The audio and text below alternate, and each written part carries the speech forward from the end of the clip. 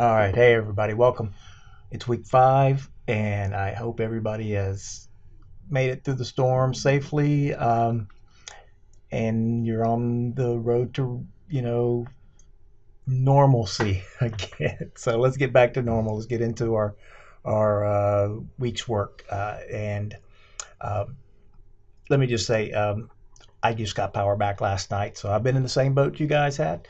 If you're not in Georgia, you're lucky. I hope you're safe as well because it just wasn't Georgia, Florida, Georgia, Alabama, and then on the heels of what Harvey did over in Texas and Louisiana and all. It's been a rough couple of weeks. So anyway, let's get back to normal. Let's We're finally going to get into using Animate, but not to create animations this week. We're going to be using it to create using all the graphic tools that are a part of Animate. And if you're in my Photoshop in the graphic imaging course, this video is going to be much shorter. All right. So I mentioned, in the while the storm was going on, right before the storm, just to go ahead and work through chapter 2 if you could. Um, and as a part of your textbook, even if you do the electronic version, you get the end files, and you get also the start file. So you'll see that you have a start folder and an end folder in the lesson files. And the only thing in your start folder this week was that coffee cream JPEG image. You're going to use that to create what a coffee cup, and that's going to be the texture that's going to be used for the cream. You do have an end file though that you can look at, which is the .fla file, and once you create it, it looks like this. So you've got this banner, you got this coffee cup, and you've got some text, you've got steam coming off of this is that coffee cream image. We've got some wavy kind of it's almost like a ribbon or so going across, and then we've got some border going across, and what this text is, it's actually has been hand drawn. So working through this chapter may take a little time, but you've got to work through it in order to get to what I want you to submit. Okay, so you're going to be creating your O2 working copy. Okay, so you'll create a folder. You need to create a folder, and here, like with mine, I call it O2 working. And in that folder is where you're going to be hosting or housing your O2 working copy FLA file. And at the very end, this is what your working copy is going to be. So if you look at this, is from the textbook, all right? And you've got text here on the right-hand side of the screen, and you got the coffee cup. I want you to move the text over to the left-hand side. You have to figure out how to do that. All the text, okay? Move the coffee cup over to the right, including the shadow.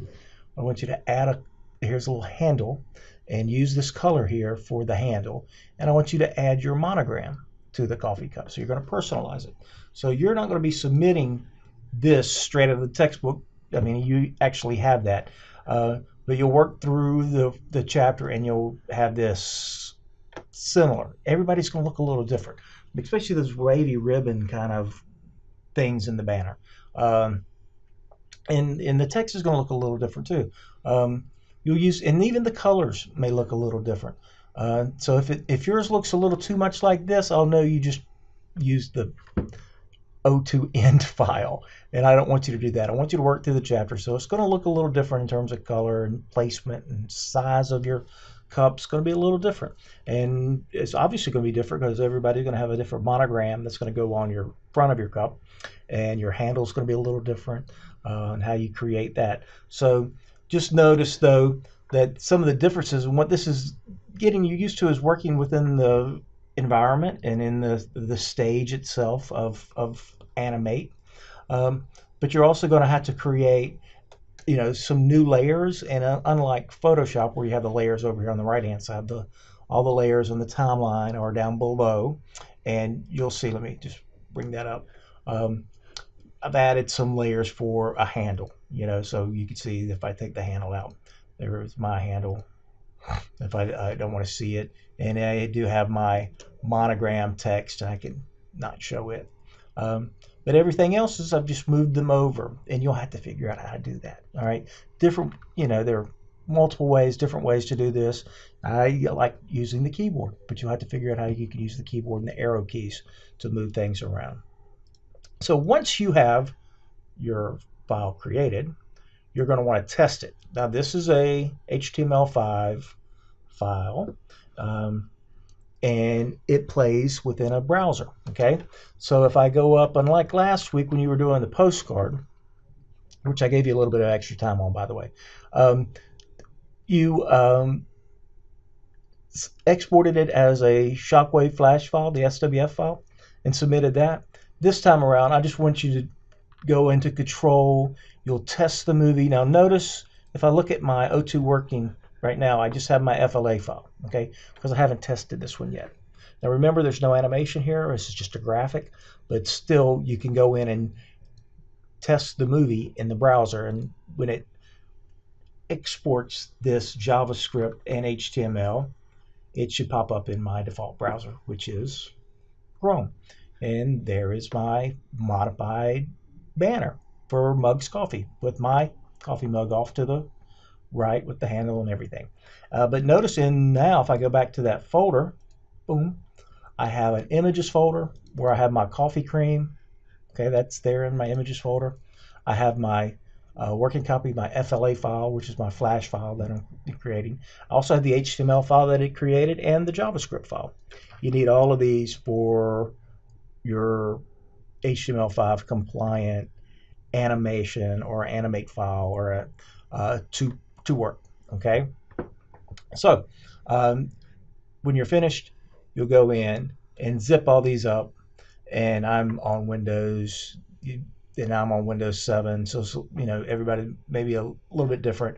I'm just going to go to send to a compressed file, and there's my O2 working zip, and that's what you'll submit to me. Okay, like I said, it's going to take you some time to work through the chapter to get to this point where it looks like this. Okay, and then you're going to continue to work to where it ends up just a little different.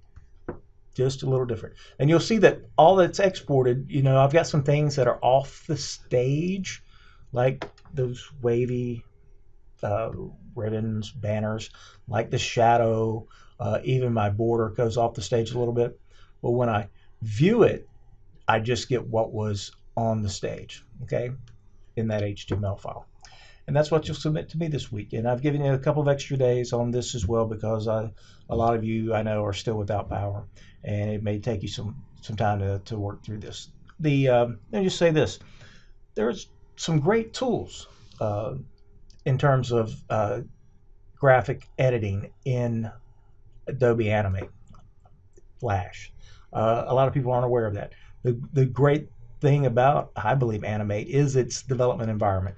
So while it is not as robust as, say, a Photoshop or an Illustrator for creating graphics, still you can do some pretty complex things and pretty cool things. And that's what this chapter has you do. We'll get into animation the next learning module, okay? But you gotta walk before we can, or excuse me, reverse that. We gotta crawl before we can walk, okay? And so this is a little crawling, but it's also just being a little creative and creating a banner. And then we'll see, how to start making some animations after this next week. All right, that's it. It was shorter, wasn't it? If you have any questions, shoot me an email. Otherwise, I will see you shortly, in a week or so. All right, take care, everybody. Bye for now.